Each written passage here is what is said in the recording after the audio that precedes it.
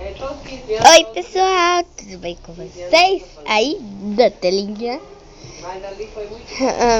Hoje eu vou ensinar a fazer aqueles pompons para poder colar nas ou canetas ou lapiseiras ou lápis. Eu peguei uma lapiseira normal, mas a minha lapiseira tem apontador, mas tanto faz.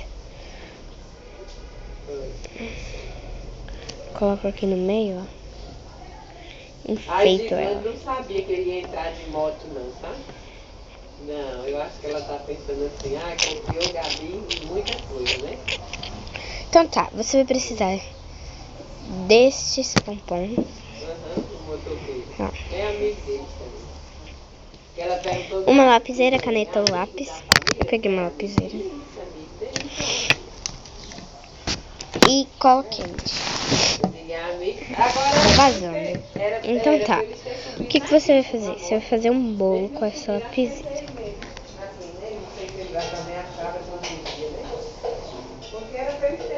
Ó, um bolo. Aqui. Aí você vai passar cola entre o meio dele.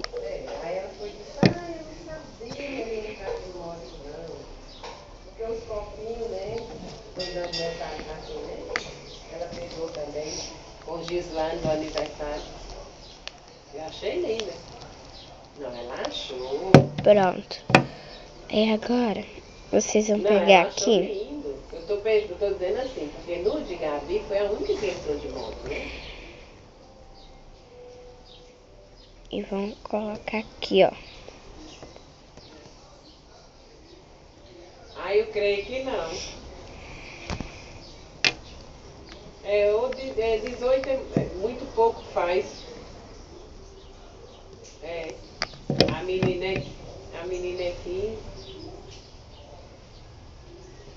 Passar cola quente na lapiseira. E vai colar.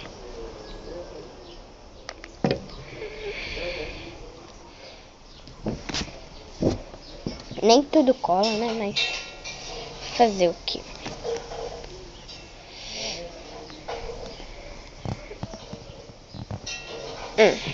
E vai ficar assim, ó. Pompom. E eu não colei aqui, porque aqui tem o apontador da minha lapiseira pra apontar. Então, eu colei mais aqui embaixo. Tá, gente? Então, espero que vocês tenham gostado.